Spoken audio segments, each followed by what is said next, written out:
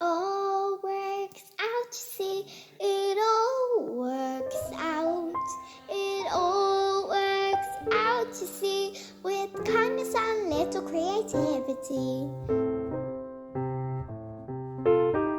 When I was in school, a lot like you, I didn't quite fit in. I couldn't play sports or see the board, but how I love to sing. It all works out, you see, it all works out. It all works out, you see, the unexpected so surprisingly. I love to read and write and paint, and people often said to me, "You go so close, how can you see?" It was a mystery, them and me. Oh, but it all works out, you see. It all works out. It all works out, you see. The unexpected so surprisingly. Well, music's taken me all around the world. I meet kind friends along the way. Some fit in and some stand out. Either way, it's all okay. 'Cause you know it all works out, you see. It all works out. It all works out, you see. With kindness and a little creativity.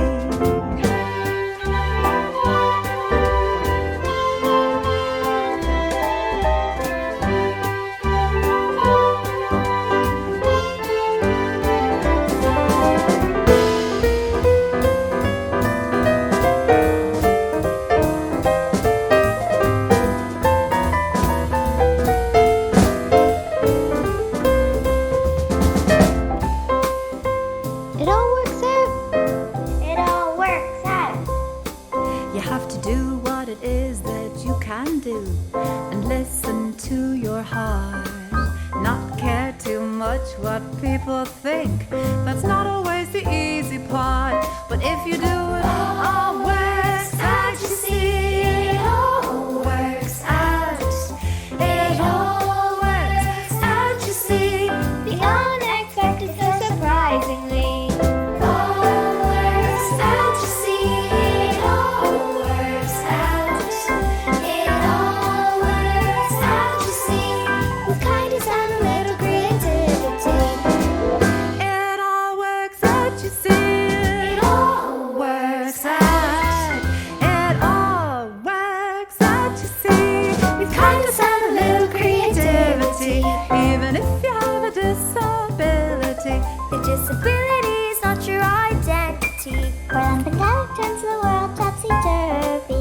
It takes kindness and a little creativity. It all works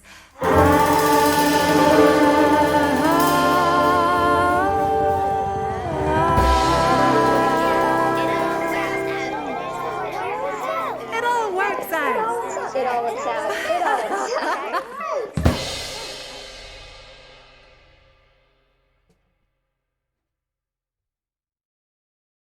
Good evening, everybody, and welcome along to this edition of Room 52 with, I'm absolutely delighted, and after listening to our CDs, they're worn away now, I hasten to add. I'll have to probably get 2 new ones. The wonderful Emilie Conway. Emilie, it's great to see you again after all this time.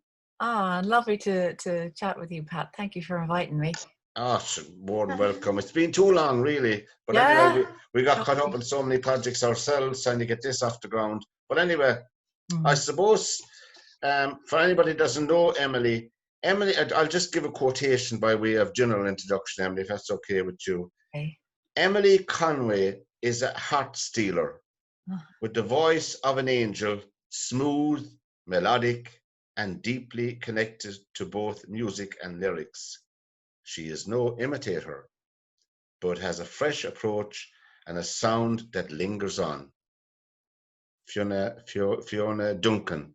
Yeah. That type. Anyway, and that is very true, folks. For you, The Secret of a Rose, and and Dear World, her 2 LP CDs she has out at the moment, and you can find them on our webpage. But before that, we'll get to this. we were just chatting before we began, Emily, about that course. It intrigued me when I came across it, that you did recently in UL, the Irish World Academy of Music here down in Limerick. Yeah.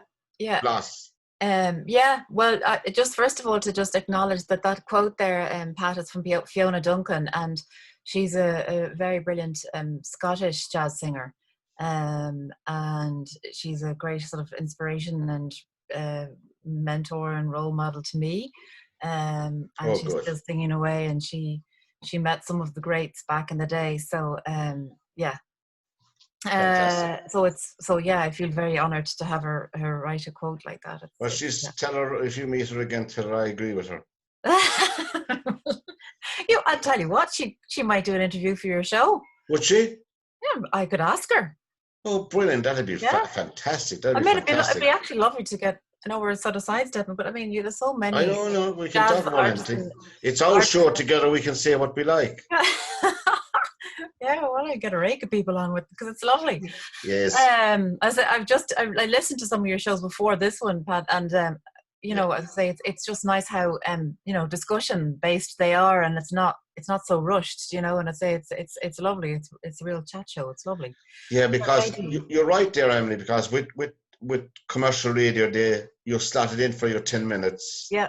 And it doesn't matter, what you want to say. Bang! Thank you very much. Yeah. When we interview people, we put the time aside. Yeah. And that's it. And it's better that way, It's better that way. No, it's lovely. That's why even when you said to me it's an hour, I was like, when I do like radio things, you just have to have it ready, like that. Yeah, but, I know. Definitely. Bloss was that came about. I am interested, and it's kind of an ongoing wish of mine to sort of. My parents are both from Mayo, my mum and dad and their families from Mayo from way back. So we've a lot of I guess traditional Irish in our family, from storytelling to music. But I've grown up in Dublin. But through my granddad and my grandparents, I would have accessed that heritage, and it is a sort of a desire of mine to find ways to integrate that into my own musical performance as well. And I think that jazz it's a very embracing kind of a discipline genre, it's very embracing of like different ethnicities and histories. So so that's so I was lucky to get a training grant from Arts Disability Ireland to facilitate that. Oh, that was fantastic. That was fantastic. I think it was like 10 days down in UL, which is an amazing campus with amazing facilities, to take master classes with people like Karen Casey and Garagine Brannock, I think her name is, and a few others, to like reconnect with speaking Irish and Irish songs and sean-nós, and to learn a bit about it. So it's sort of an ongoing thing that I have kind of constantly sort of playing away in the background, but it's great. And brilliant. Of course then it is because Mary, the producer here, you met just before the program, she does part-time lecturing in UL, as well. Okay. Yeah, so it's a fabulous facility, I've been in and around the place because of Mary, and really fabulous. But anyway, and now you're involved in this project with St. Columkille's National School. Where is that? Where is the school? Well, that's a whole story in itself, Pat, and it's a very nice one. It's a very sweet one, because as we were just talking a little bit before the show, I have albinism and I'm visually impaired, and I suppose up until now, I guess you're working so hard to, I guess, establish yourself, and then I suppose I grew up sort of 80s, 90s Ireland, when it was very hard to, I suppose, deal with or express any kind of vulnerability. It was a much more homogenous kind of culture, and so I suppose it's taken me a while to. I don't want to interrupt you now, but when you were growing up, you were born with that, were you? Yeah. So if you don't mind, how was it for you going to school on a general level? Well, I didn't know any different. It You know, was. so Yeah. that's the first thing, I suppose, you know. But no, albinism is a genetic condition, and yeah, there are various What's things. it called? Albinism. So it means that you there's very little pigment, well, no pigment in my skin or my hair, so it makes it you're very light sensitive, and you burn easily. And also it means that, like, sometimes the colors of my eyes can seem to change a little bit because there's so little pigment, but also there's quite a degree of visual impairment involved in that as well. So I Yeah. think, you know, Yeah. growing up with basically, you know, very very light blonde hair, white blonde, wasn't easy, because I really stood out a You mile. stood out, yeah, obviously, yeah. Yeah. So that wasn't easy. And I guess the visual impairment wasn't easy, but I didn't know any different. And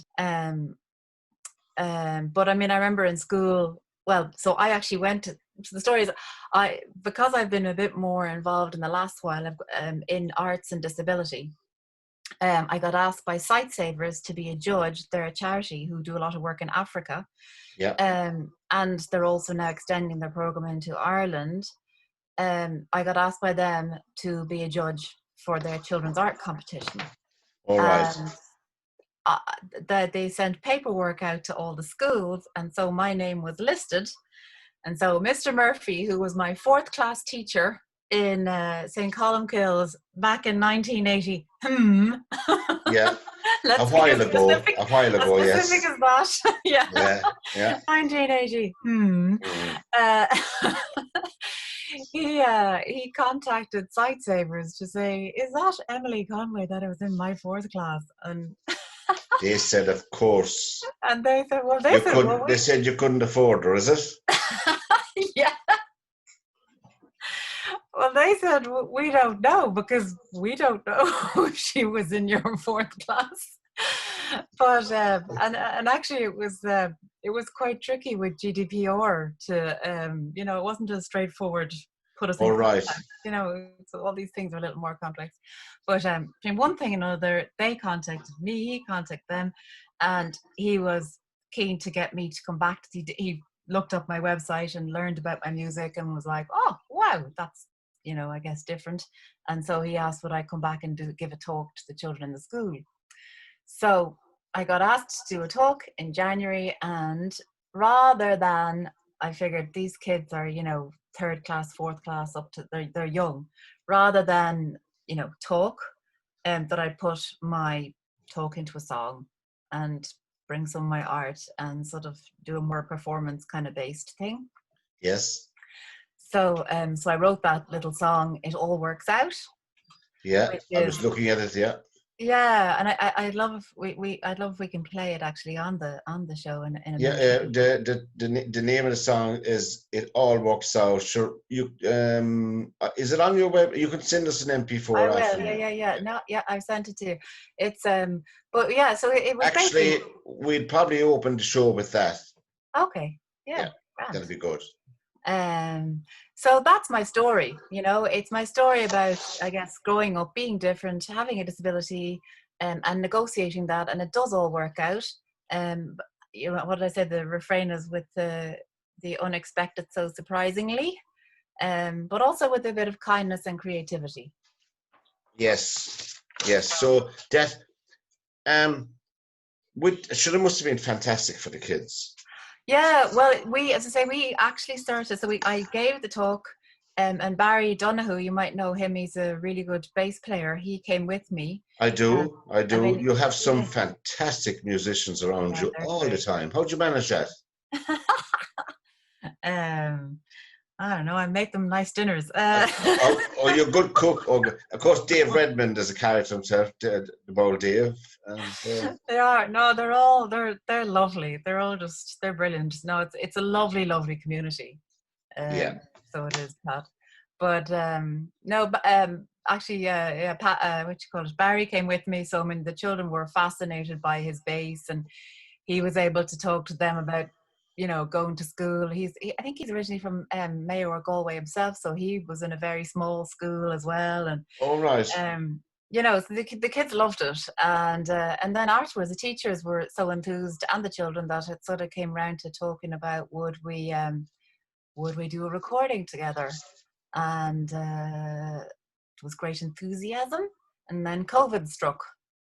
Oh God! Don't mention the word. I know, as they It say, should be a 4-letter word at this stage, but it isn't. it's true. Yeah, it should be, Pat. BC. That all happened BC, and then when COVID struck, it was like, well, how is this going to work out? But then it was the Dublin City Arts Office were supporting it, so they kind of suggested to me, would I think about doing it virtually, or and to be honest, I was at that point, I think like all of us a few months ago, like doing things virtually was kind of like, oh, what's that? Yeah. In my mind, I had totally visualized it as a few months project that, my quartet, we'd go into the school, we'd, improvise with the kids, go back and forth and play, and, organize little lines and everything together that they'd play, that we'd do a whole collaborative thing, so yes. It was quite an adjustment to think of, okay, how can I do this virtually? But then I kind of thought about it and thought, well, if I send them like lines that what I want them to sing, and I talked to Dave McCune. Do you know him? I heard of him, yes. Yeah, he's a studio there. He's recorded, been the engineer and like co-producer on my other 2 albums. Yes, I saw the So I name. talked to Dave, and he's quite a wizard. He's quite amazing. And I said, look, if we get 30 children's voices recordings on their phone, do you think you could put it together as a sound, as a choir? Oh, I see what you're doing. Yeah. So that's what we did, literally. And he said obviously no problem. Well, he said it can be done. It can be done with time, which is something that we've all had a bit more of late. Right. Oh, yeah. So, literally at that point, it was complete lockdown. So Johnny started with Barry. He recorded the bass line, and he did it to a click track. So it would all, we'd all be in the same time. Then he sent it to Johnny. Johnny recorded over that. Then Johnny sent it to me. I, recorded it here in the house. All right. Yeah. Yeah. And then sent it on to the teachers, and they sent it on to the kids, and then who came up with the title? It all worked out. That's my title. Yeah. Very good. It's very good. It's very good. My special guest on Room 52 this evening is the delightful Emilie Conway. And tell all your friends about us, and you catch all our programs up on our YouTube channel, Room 52. And if you want to email us on anything, our information on Emilie, info@lyrmedia.tv, and all Emilie's details will be on the link as well after the show. Now, Emilie, I suppose you describe yourself as a jazz singer, composer, and lyricist. Jazz. Yeah. And the thing I like about your music is I'm a traditionalist when it comes to jazz, but I like all jazz. Yeah. But I like the traditional trio, piano, drums, and bass. Yes. Give me piano, drums, and bass, and a nice singer, and that's it for me. But anyway, maybe there's more to it than that. I know that, of course. But you were lucky. I don't say lucky, but the wonderful Johnny Taylor, of course, has been a long collaborator with you on piano. Yeah, been very lucky. And we'll just touch briefly on. When I played The Secret of a Rose to my 2 sons, I forced them to listen to all the jazz music I get, mind you. Now, I didn't force them to listen to it really, but I put it on. Yeah. And one of my sons now is lives and works in Berlin, but he was into jazz anyway, of his own volition. Okay. But loves the arrangements on some of them, So if you had to pick up The Secret of a Rose, did that open many doors for you? Yeah, it did. It did. That was, I suppose that's kind of very special to me, Pat, that album and how it came about, because it's my first one, and it was such a lovely process to it, it was back in the day, like that was 2012, you know, so it's a while ago now, and Yeah. it's amazing kind of how much the scene has changed. But like that was, I used to do these concerts in Bewley's Cafe Theatre every month. Like I used to, I think, like a couple of months there. And the lovely thing about it was that used to get quite, you know, diverse audiences. So like not only jazz, it got jazz theatre. So it was a way of kind of reaching not only jazz people who are interested in jazz, but, you know, just in general, Yeah. people who are interested in different kinds of art and music. And it was a lovely room to play, and it allowed me to, I suppose, experiment and find my feet with the trio and with, you know, the kind of sound and with arrangements. You know, it was probably a kind of a good 2 years of playing material there. All And right. seeing, yeah. And then That seeing what, led up to the album. And yeah, when the exactly. actual and you were playing with Johnny, Dave, and Dominic, were you? That's right. Yeah. For these 2 years. Yeah. So you were in sync, really. Yeah, we were. That they were.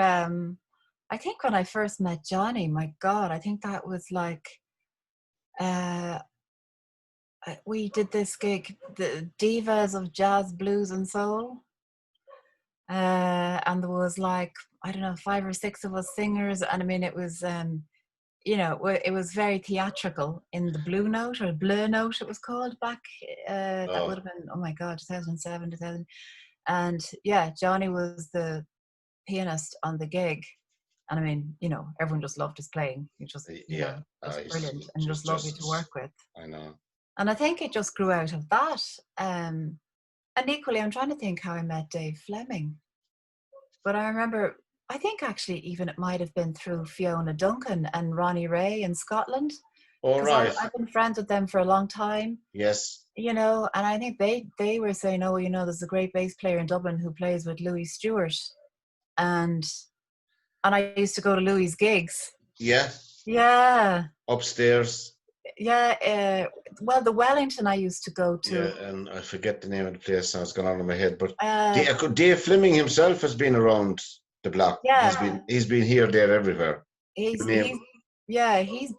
And I mean, I met him on the train once. I knew it was him because he had his friend, his wife with him, the big upright. Oh, that's right. He had it with him in the train. Well, I tell you, Dave Fleming is another person to interview because he has stories, Pat. Yes, he has. And he has a memory, and he can tell a story like, yeah, you know, unbelievably. And he has so many from the scene over the years. But yeah, no, it as I say. The title of the album, how did you come up with that? That came about, I remember I was looking for that for a while, but ultimately it came from the song, You Must Believe in Spring. Yeah. Because in that song it says, beneath. How'd you come across that one? Beneath the deepest snows, the secret of a rose is merely that it knows you must believe in spring. How'd you come across that song? Oh, I love a lot of Michel Legrand's music. You know, I Will Wait For You, and what's the one that I'm kind of find myself singing these days? The Summer Knows, and yeah, no, I love a lot of his music, and he has quite a connection to Ireland as well, actually. Well, has he? Yeah. Because it's when the album came out, I like to look at obviously the composers, particularly composers that you haven't heard of before, you know, or that you mightn't be familiar with. So there's always a positive from an album, anyway, you know. Apart from the content at all, yeah. Well, no, I loved that song. I loved the message. I think, I mean, at the time as well, when I was putting the album together, it was, you know, kind of recession time, and it was quite, you know, there was a lot of negativity and a lot of struggle. Yes. You know, a lot of struggle. A lot of us, you know, were really struggling, and so I think it was kind of a response to that I had to find in the music or in what I was doing some kind of positive message, as much for myself as everybody else, do you know? Yeah, and of course you put in one of those, of course they're all my favorite, but Time After Time. I love that. I'd say you don't never get tired of those things, do you? No. Do you know something, Emilie? I think we'll stick in that here. Time Okay. After Time, with the wonderful Emilie Conway. And this track is from her first album, The Mm. Secret of a Rose, and Johnny Taylor on piano, Dave Fleming on bass, and Dominic Mullen on drums. And of course, Okay. Emilie singing the evergreen Time After Time. What good are words I say to you? They don't convey to you what's in my heart. If you could hear instead the things I've left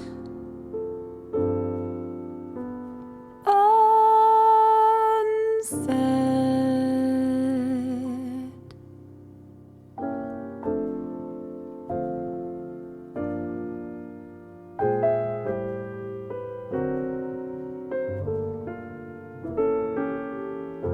Time after time, I tell myself that I'm so lucky to be loving you.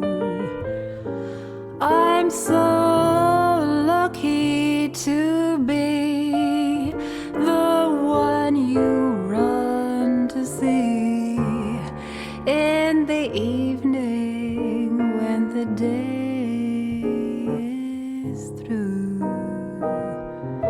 I only know what I know. The passing years will show. You've kept my love so young, so new, that time after time you'll hear me say that I'm so lucky to be loving you.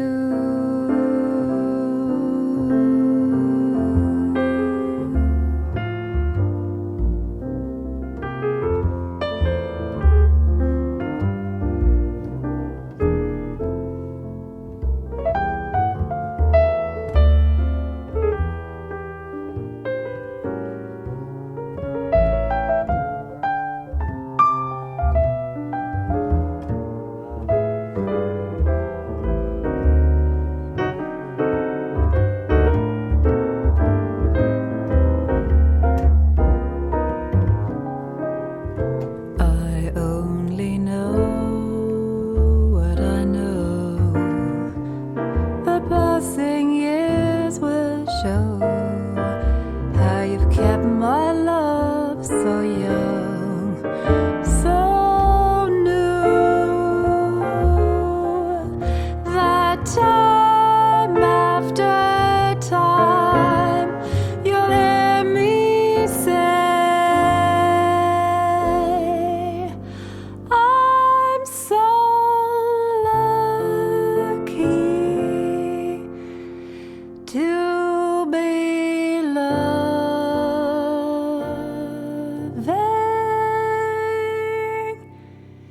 you.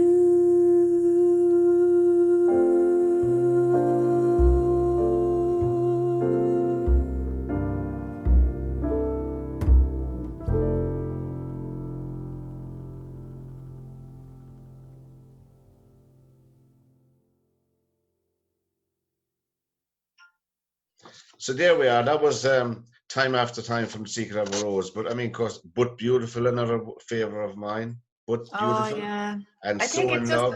yeah, I mean, I think as well for me, it's like there's such a simple, like, but beautiful. Love is funny or it's sad or it's quiet or it's mad. It's a good thing or it's bad, but it's beautiful. Like there's such a I don't know, such a simple, lovely philosophy in all those songs, and the melody is so beautiful. Um, yeah, they're just, I don't know. For me, they're really hard to beat. You know. Yeah. Um, So we're going to hop backwards, if you okay, don't mind. sure. Can I just say one more thing about the album, Pat? Which is like, I Absolutely. remember as well, like finding the verses for But Beautiful, because I haven't heard many singers do the verses. Yeah, And I mean, as I said, that's go on. That's yeah, fantastic. That's a yeah. And when beautiful I piece found of the one music. for Time After Time, it just was like, and I think, you know, Johnny was the same. It was like, oh gosh, that's really different. They're just so beautiful, you Yeah. know. Yeah. And of course, your interpretation lends that extra, I suppose, Wow. quality to them, really, you know. And now, we'll go back when you were in. For those of you who might know of Emilie, yet the few that of you are left to listen to her albums and buy them. Don't forget to buy them. We'll give you away nothing free on this show, lads. The times that are in it, except our own chat and intelligence. Anyway. you came across a hero of mine in Chicago, the wonderful Kurt Elling. Oh, I Now, did. since I met you at that launch, I've seen him twice since in concert, you Yeah. know. And well, you tell us about the night he blew your mind in Chicago. Yeah, well, that was life-changing, life redirecting moment. I mean, I had finished college here in Dublin. I was on a J1 summer visa program over there in Chicago, and actually, it was interesting because my site played quite a role that summer because I really couldn't get work for a good while because of my site. I remember going to a what do they call it, like a telemarketing or phone, you know. Yeah.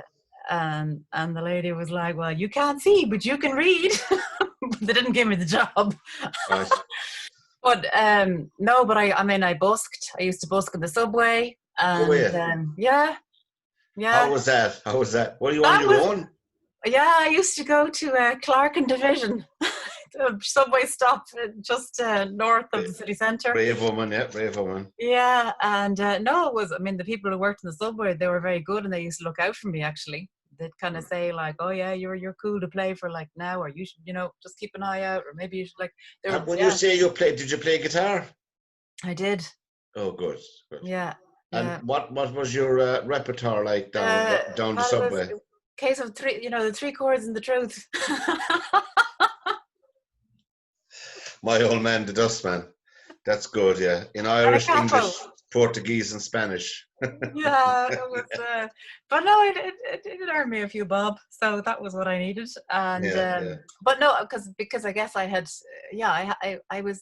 I mean, I loved music, but I didn't know how you'd make any kind of a career or anything out of it. Like that wasn't on Right. my mind at all, you know. But I loved it. Hmm. But yeah, friends of mine took me on my birthday to see to the Green Mill. They're just like, we think you're going to like this. And it was Kurt Elling, and he was doing it was his concert with Jon Hendricks. Oh, God. Yeah. Gee. And like, yeah, I wrote about it. And I never saw him. I had a chance once, but I missed it. well, it was a life-changing evening, you know. I had never heard anything like it. I didn't know you could sing like that. I didn't know, you know, there was live music like that. I hadn't been exposed to that kind of music or to jazz in that way at all. Yeah, Um, yeah. so yeah, I just and that way that, you know, Kurt does his spoken word pieces, like he blends poetry and music together, because I studied English literature, but I'd never seen how you could bring all that together. And then the thing that was really amazed me as well was like he was very much singing in his own voice. You know, I suppose like I kind of had internalized a sort of a message that you had to sound like, or you had to sing like something else. But Right. there that night, it was like, this is this music where you really sing, you sing like yourself, you find your way with the song, and you really bring yourself to it. And yeah, it was, yeah, And yeah. what kind of a band had they with them? He had Lawrence Hobgood, and he had Rob Amster on bass, and I don't remember who was on drums, but I I remember afterwards, it was like, it must have been a Friday night because they had, you know, a late night jam session and we'd all had a few drinks, it being my birthday. Yeah.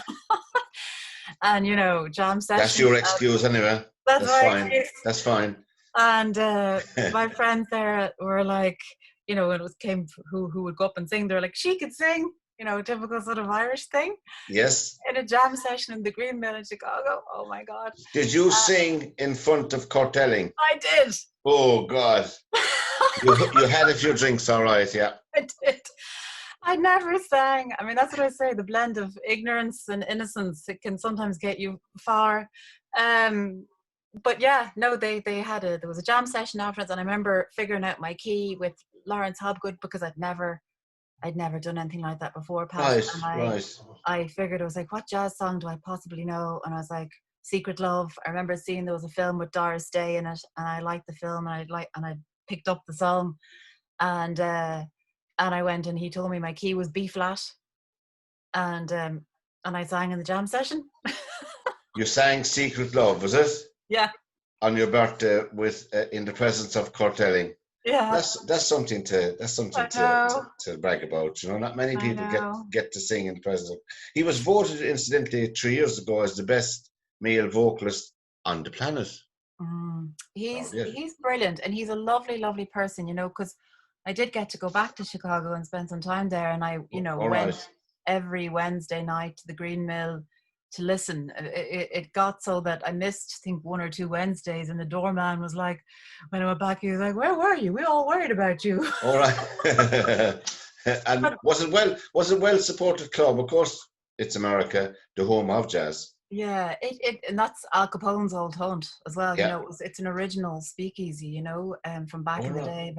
So and full of Irish as well in Chicago, of course. Yeah, no, it's a small. I mean, it'd be not unlike JJ's was in structure. You know, it's a long room.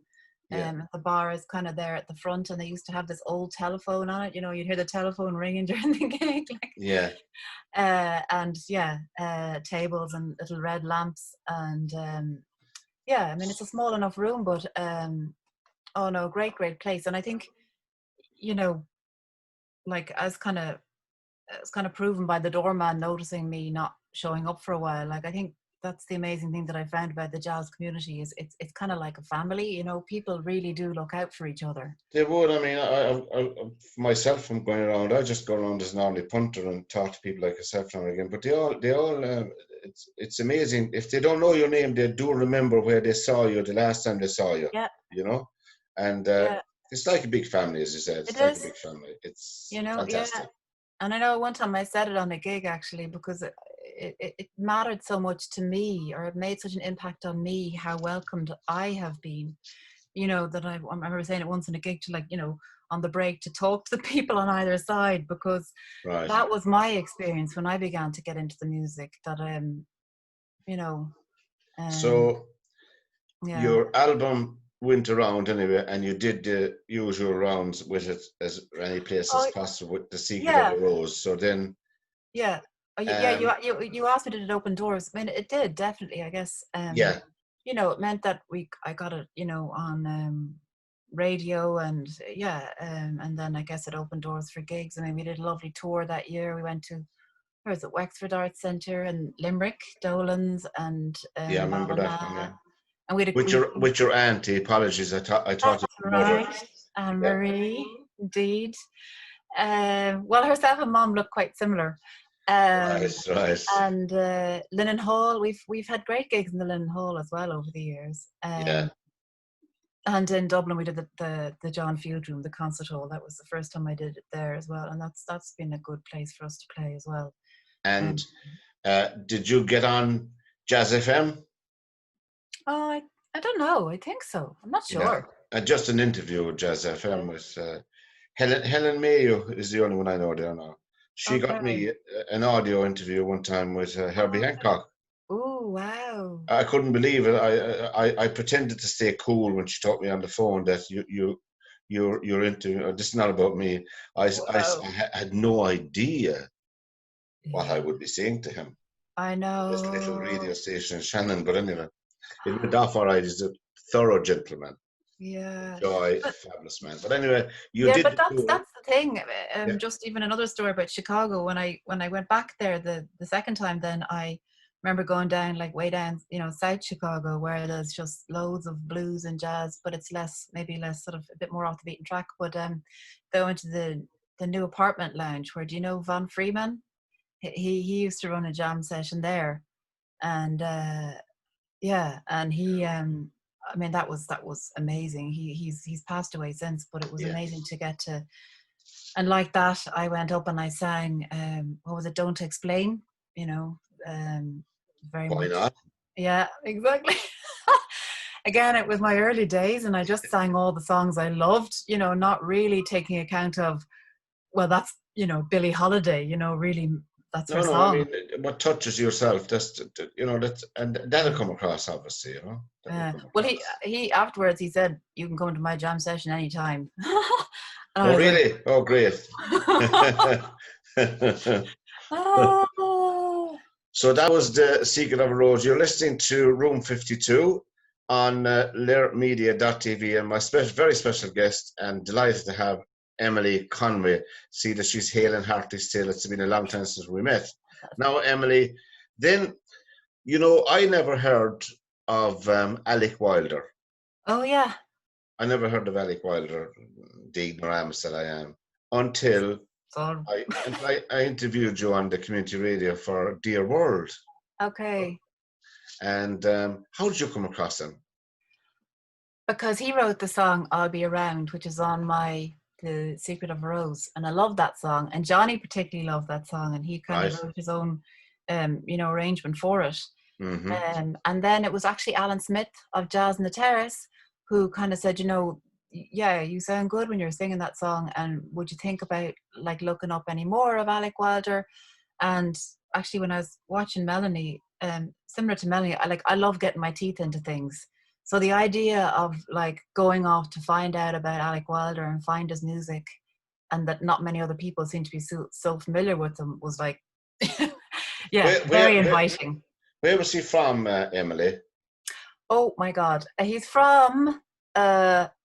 Oh, it's failing me, but it will come back to me. It will. I didn't write it down either. That's okay. I know. Oh gosh, and I know There's a beautiful photograph to. with him, or a picture I saw online with him with a little small suitcase. Yeah. He lived out of that.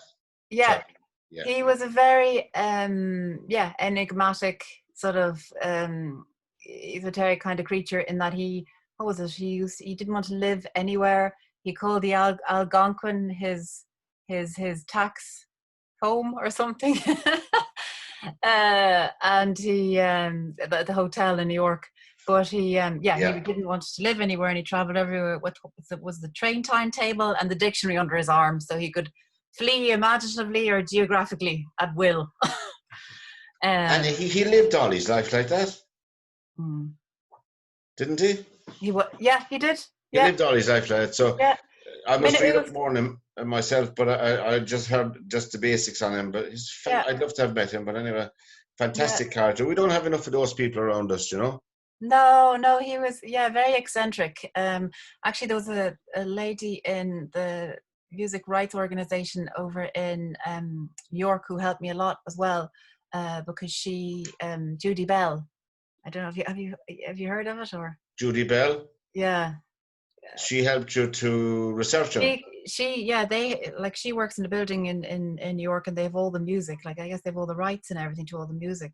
So she's met like Alec Wilder, Bill Evans, all these people. Bill Evans. Don't mention Bill Evans. Anyway. Yeah. Now, Dear World, of course, it's a beautiful, beautiful song as well. And Lovers and Losers, and I like it. I like them all, but the one that stood out for me in Dear World, I know what you think, is Mimosa and Me. Oh, really? Yeah, I don't know. I just don't know why. I just go to that one first, and then I play the rest. Okay. All right. Well, that's just me. Maybe my old age, I'm getting mad. But Dear World, I think it was well received. Emilie, Were you it happy? was. Were you happy? Of course, you had, as well as having the lads, you had what's his name, Brendan Doyle. Brendan Doyle on the sax. Yeah. And clarinet. Yeah. How did the album come about? So as I say, yeah, Alan Smith sort of, prompted me to have a look at what could I find if I did some research on Alec's music. And yeah, I found there was just so many songs and that they were really different and beautiful and that they hadn't really been recorded. Like some of the ones in that album, I think it was the first time they'd ever been recorded by a singer. So it was just great to get a chance to do a very kind of new interpretation on some of the music. And we also were supported by the Arts Council to do a tour of the music. That was fantastic. So I think we did a tour first of all, and then after the tour, I thought, well, we can't. I just loved it too much to leave it, so I said we have to make this into an album. So that's what we did. And the lads were all on for it, of course, so they. Yeah. Brilliant. Yeah. And I suppose, will we pick out a track from that album? I know it's very hard that we might play for our listeners. Well, why don't we pick Mosa and Me, since you like that one? Oh, well, thank you very much. You're listening to Emilie Conway here on Room 52 on learmedia.tv, and this is from her second album, Dear World, and it's Mimosa and Me.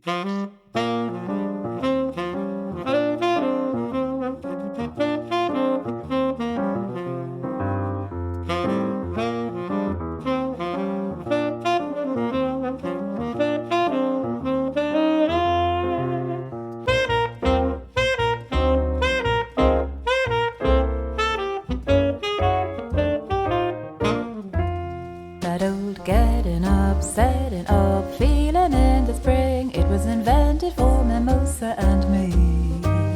That old raggedy daisy making things. Somebody meant it for Mimosa and me. They should dream up a song about how we get along, for I tell you it's something to see. I once lazily, crazily got it in my head that I should never let a big affair start. But now, bumpity thumpity, I wake up to find here is Mimosa keeping house in my heart. And so suddenly, spring is here again. When you're in love, it's mighty likely to be. And I just wanna say every hour, every day, we get closer, Mimosa and me.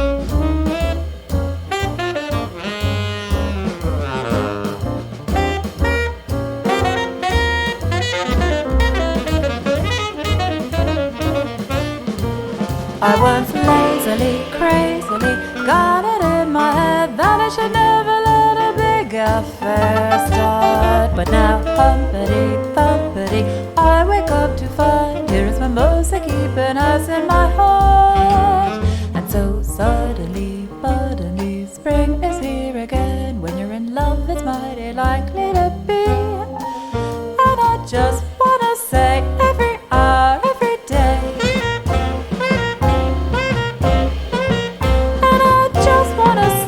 every hour, every day, we get closer, Mimosa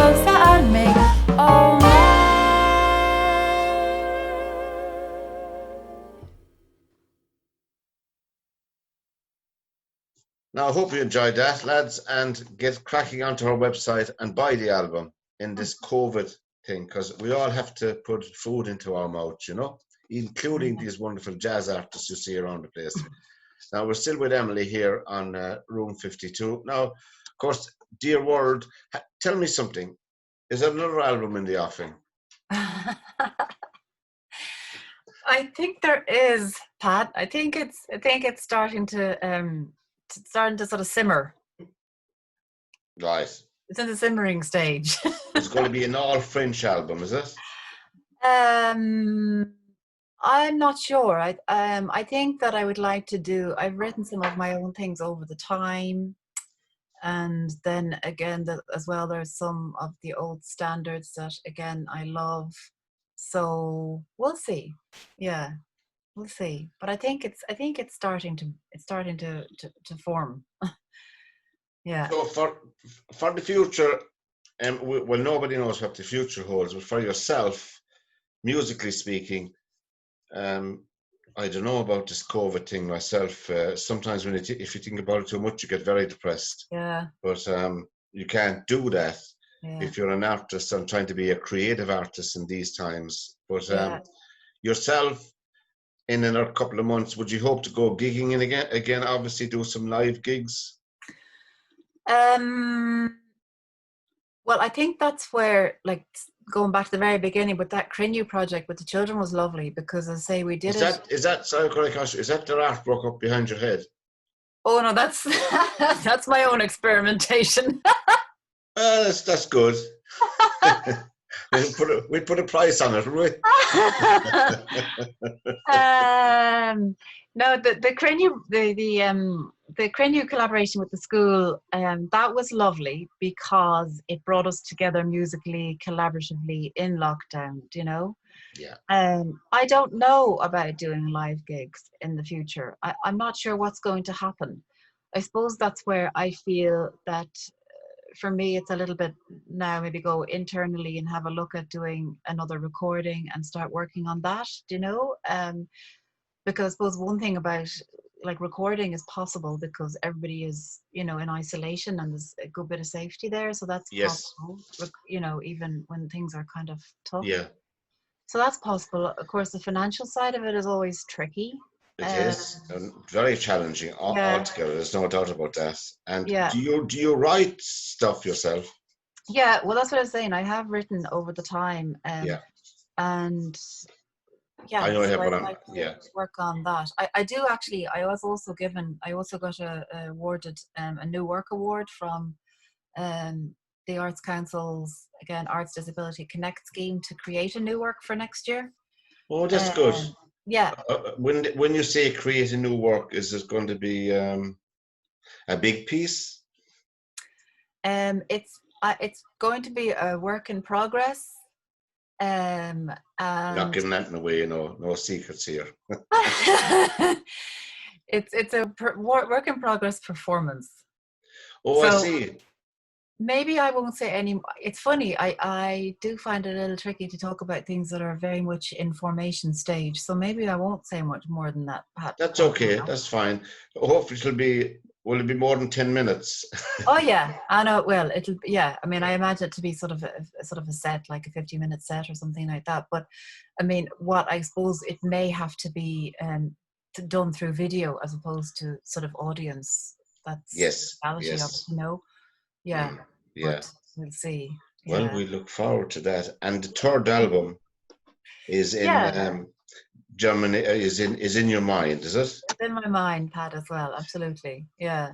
So, I guess, like, you see, I've been doing, like, last year as well. I was involved in. I don't know if you saw that Yeats and Tagore in.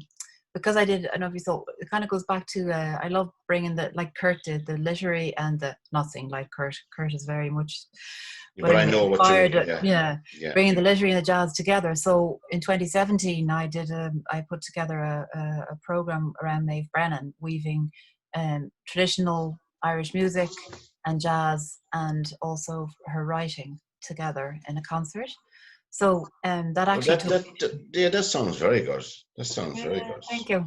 So that actually took me to New York and Chicago, because there was Angela Burke was also involved at giving a pre-concert talk, and sort of through one thing and another, and a lot through Angela Burke, we got invited to perform at the American Writers Museum in Chicago at the opening, because they were honouring Maeve Brennan. And then we also, and I sang. And then we got to perform as part in a performance piece as well in the Washington Square Hotel in New York, and because Maeve stayed there. So actually, Maeve and Alec Wilder, in my mind, I feel they may have met. They were both, around New York, Greenwich Village around the same time. Oh, really? And they're both, like similar characters. Maeve just stayed in hotels and was very, I don't know if I've nothing to say that she stayed at the Algonquin, but she stayed in the Washington Square Hotel. And he was there.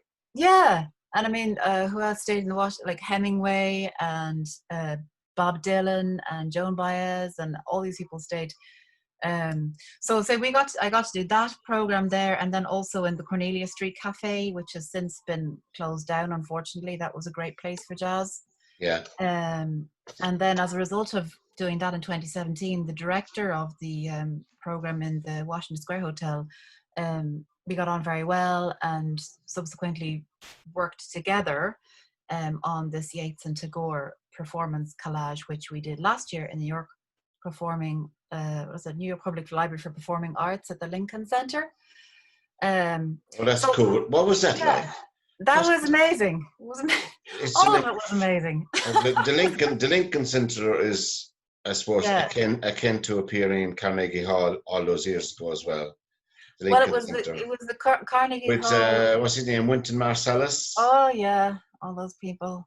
Yeah. And across the road was is Juilliard, so it was like no pressure. Yeah, no pressure. I can do that, lads, no problem.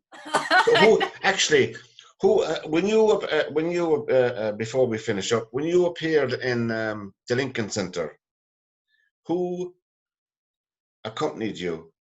Was there an in-house band or an in-house? No, do you know? Because that was all around the Yeats and Tagore project. So I actually had a tabla player, because we were bringing it was sort of Ireland meets India in America was the sort of the tagline. All right. So I actually performed some of Yeats' poetry that's been set to music with a tabla player, and his name was Zen, and I don't know how to pronounce his surname, Bakta. And then there was Chris McNamara, who is an accordion player. He also accompanied on some. So it was it was a different sort of instrument. And that was some of Yeats' poetry. Yeah, it's like that has been set to music. Yeah, right. What any particular poem was just a weaving of words into music? Oh gosh, what was the one that? Because. Oh gosh. You have a piano there. I know. You have a piano there. Oh, have you a tune in your head with the piano? Oh, Pat, my piano playing is not good enough. Definitely not. Definitely not. Sing a verse or two. Anything. Okay, well, let me see. What will I sing? Do you know?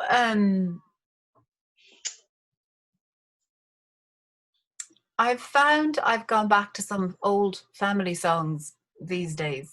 So I don't know if you know a song called "The Rich Man's Garden." Do you? I do.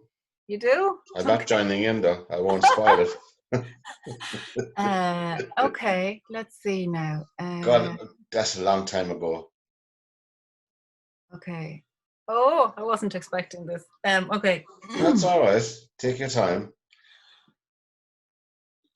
On the day when first I saw you, how my young heart filled with joy.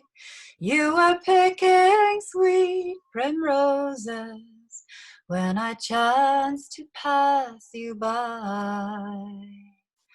I felt some strange thing happen, and I knew something had changed.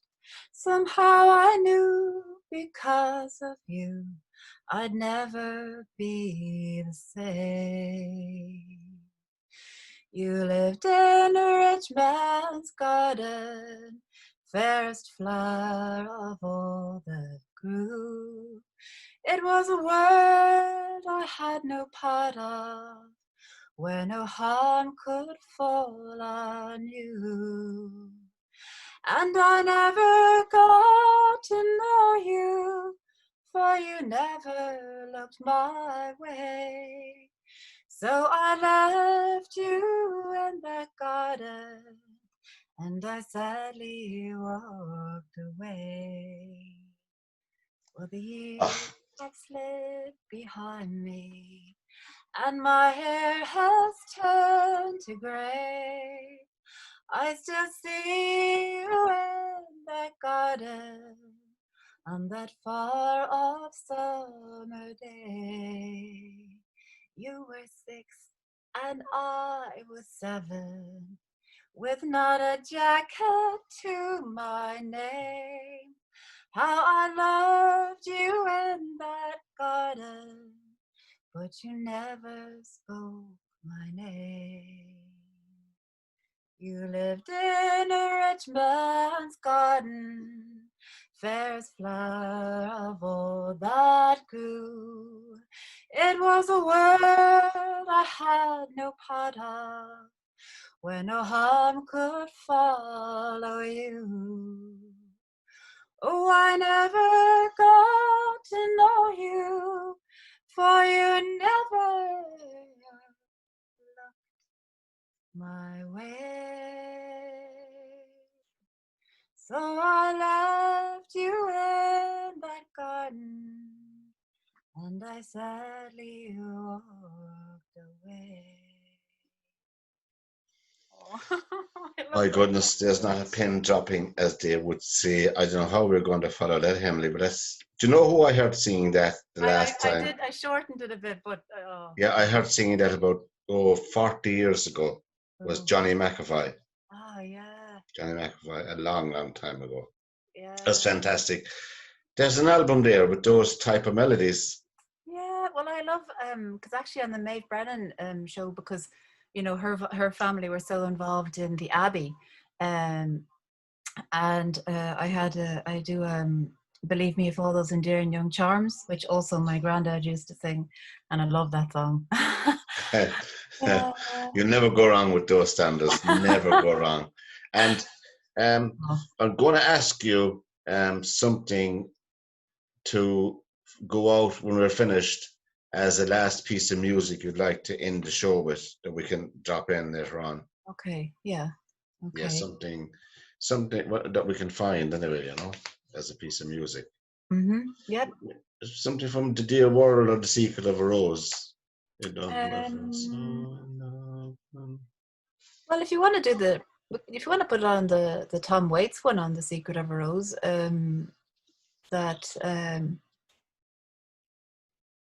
Tom Waits number? Yeah. Well, hang on now. Sorry, I'm blanking. No, it's all right, we get it. He wrote a fabulous song. You probably came across Madeleine Perrault. Oh, yeah. Yeah. So she recorded one of his, which was fabulous. Looking for the Heart of Saturday Night. Oh, that's good. Yeah, I sing that one as well. I love that. That would suit you. I just thought of that. She does a good version, but I think you'd be very suited for a melody like that now. Okay. Yeah, no, I love that one as well. Yeah, yeah. Do you know the line in that Rich Man's Garden that gets me? It's like that when you were 6 and I was 7, with not a jacket to my name. It was so something about that line. It is, yeah. It is. Yeah. Yeah. Who wrote that? I don't know who wrote that, but I know Johnny, as I said, Johnny McAvoy. So a lot of people. Do you know who did a version of it as well? Although Foster and Allen, I think. Okay. Yeah, a lot of those people back in the 70s, 80s did lots of versions of those traditional songs. You'll find them all over the place. Anyway, yeah. Emily, it's been an absolute blast, I can tell you. Lots of fun for me too, Pat. Thanks so much. Absolutely fun. We'll have to do a part 2.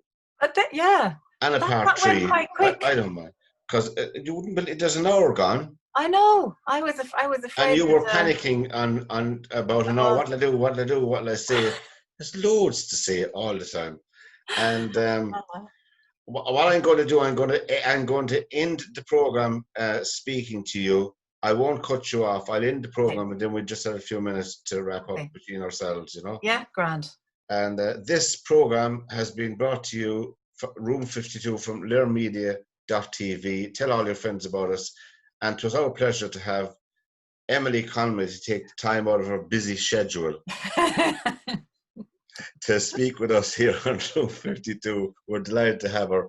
And all our programs are up on our YouTube channel, Lear Media TV, and you can find them there. And so from Room 52, for myself, Pat Barry, and from the wonderful Emilie Conway to Thank you very much, Pat. Good night and God bless. No.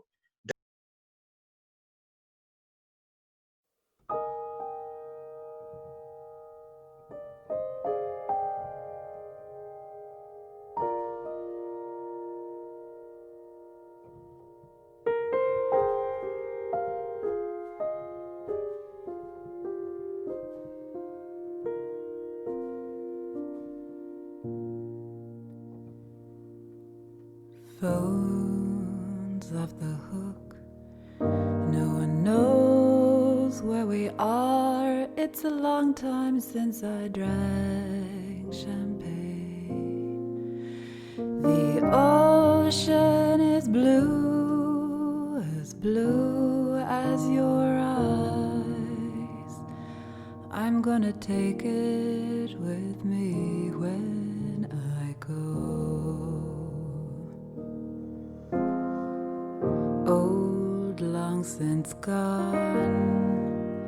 Now way back when we lived on Coney Island. Ain't no good thing ever dies. I'm gonna take it with me when I go. Far, far away, the train whistle blows. Wherever you're going, wherever you've been, waving goodbye at the end of the day. You're off and you're over and you're far away.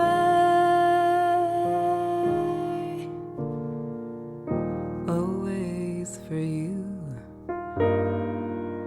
Forever yours, it felt just like the old days. We fell asleep on Beulah's porch. I'm gonna take it with me when I go. All broken down at the side of the road, I was never more alive or alone. I've worn the faces of all the cards. I'm gonna take it with me when I go. Children at play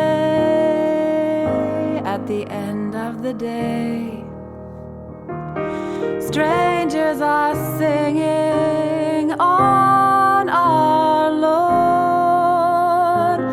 There's got to be more than this flesh and bone.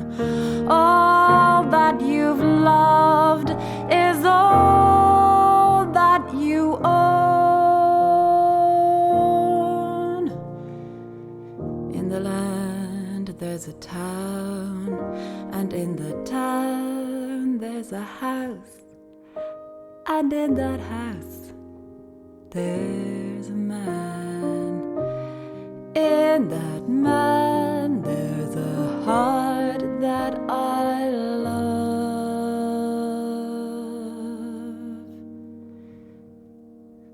I'm gonna take it with me when I go. I'm gonna take it with me when I go.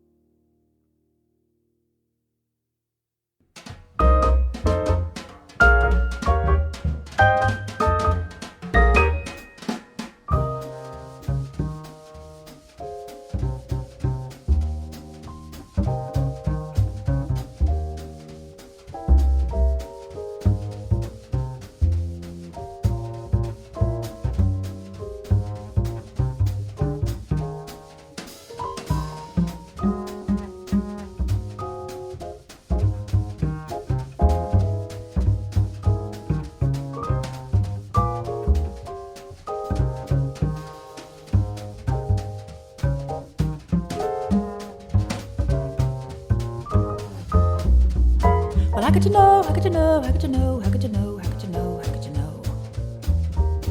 How could you know what lies in store, not like before, and you open your door to life and letting go and taking chance, the challenges you meet, instead of hiding buried in your fears. I know it, I did it, but life incorrigibly offers opportunities and sparkles with surprise.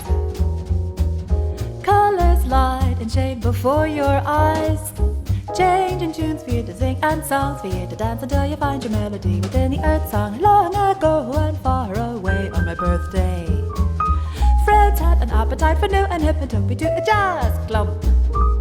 Well, they were singing and a swinging and a drinking and a clapping and a reeling and a feeling that I never had heard before. Such amazing music, such a sonic taser at the Green Mill. Chicago, Canelli, and John Hendricks, those cups that go home, good old piano and the notes that tumble bass way and the low-red globe candles sprinkling on the tabletops and passion growing that hot July night. Now here comes the jam session and I don't know, it must have been the ghost of old Al Capone saying she sings secret love. Secret love, and all could find the key to secret love discovered and a patient to be free. Jazz lives inside the heart of me.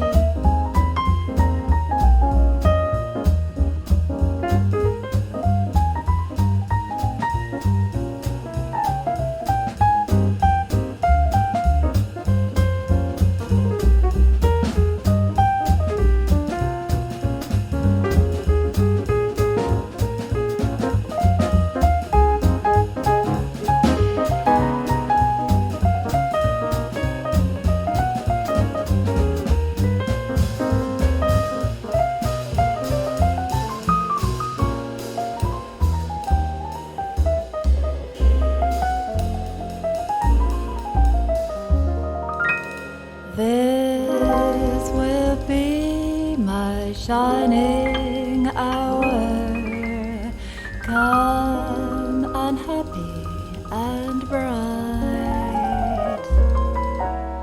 In my dreams your face will flower through the darkness of the night.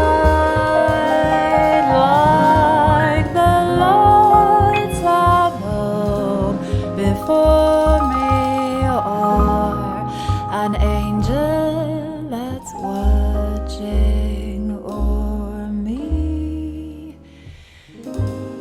This will be my shining hour till I'm with you again.